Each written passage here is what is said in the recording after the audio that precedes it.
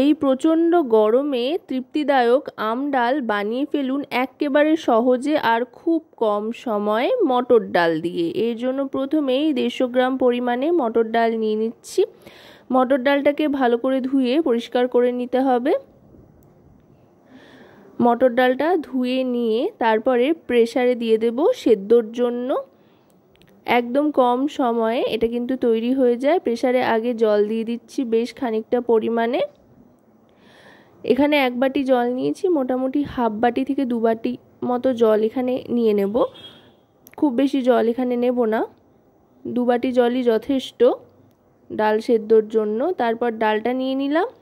ডাল নিয়ে এবার নিয়ে দিচ্ছি এতে পরিমাণ মতো নুন আর তার সাথে 2টো কাঁচা লঙ্কা। লঙ্কার পরিমাণটা আপনারা আপনাদের পছন্দ মতো কম বেশি করতে পারেন। আর এবার এতে দিয়ে দেব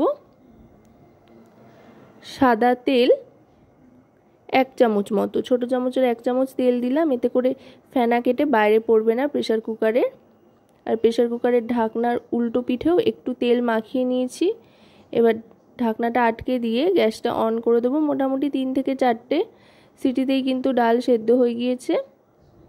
ডালটা দেখুন খুব সুন্দরভাবে নরম হয়ে একেবারে কিন্তু গলে গিয়েছে।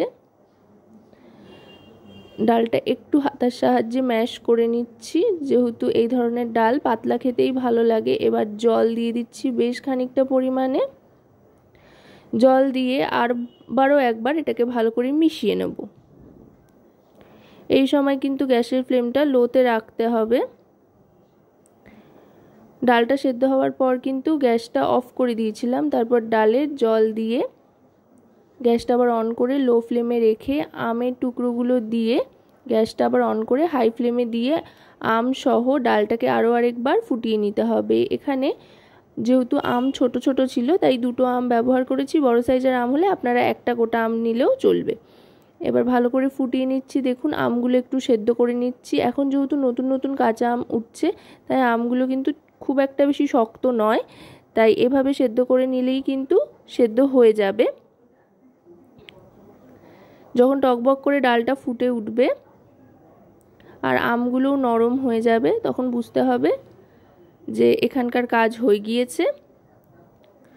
তখন গ্যাসটা অফ করে দেব। এই অবস্থায় আপাতত এটাকে এখানে ছেড়ে দিচ্ছি।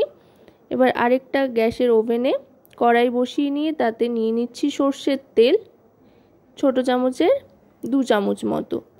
আর তাতে ফোড়ন হিসেবে দিয়ে দিলাম কালো জিরে আর কালো সর্ষে, আর তার সাথে একটা শুকনো লঙ্কা। শুকনো লঙ্কাটা একটু চিড়ে নিয়েছি যাতে না ফাটে। এবার এই ফোড়নটা ভালো করে ভাজা ভাজা করে নিয়ে ডালটা দিয়ে দেব। গ্যাসের ফ্লেমটা একদম লোতে করে ডালটা দিতে হবে যাতে খুব বেশি না ছিটকোয়। তারপর ডালটা দিয়ে গ্যাসের ফ্লেমটা বাড়িয়ে দিয়ে ভালো করে ফোটাতে হবে। আর যেহেতু আম রয়েছে, বেশ একটা টক টক ব্যাপার রয়েছে, তাই কিন্তু অবশ্যই একটু চিনির ব্যবহার করতে হবে, তাতে স্বাদে একটা ব্যালেন্স আসবে। ভালো করে ফুটে উঠলে চিনি দিয়ে দেবো। আশা করব রেসিপিটি আপনাদের ভালো লাগবে। ভালো লাগলে অবশ্যই রান্নাবাটি চ্যানেলটিকে সাবস্ক্রাইব করে লাইক শেয়ার কমেন্টের মাধ্যমে আমাদের পাশে থাকবেন। আর পাশে থাকা বেল আইকনটি অন করে দেবেন সবার আগে সমস্ত রকম নতুন রান্নার নোটিফিকেশান পাওয়ার জন্য। কারণ আপনাদের নিয়ে আপনাদের জন্যই কিন্তু আমাদের চ্যানেল রান্নাবাটি। তাই আপনাদের প্রত্যেকটা লাইক শেয়ার কমেন্ট সাবস্ক্রাইব কিন্তু আমাদের অনেক অনেক উৎসাহিত করে নতুন নতুন রেসিপি তৈরির জন্য। ডালটা ভালো করে ফুটিয়ে নিয়ে এবার সার্ভ করে দিচ্ছি গরম গরম ভাতের সাথে খাওয়ার জন্য।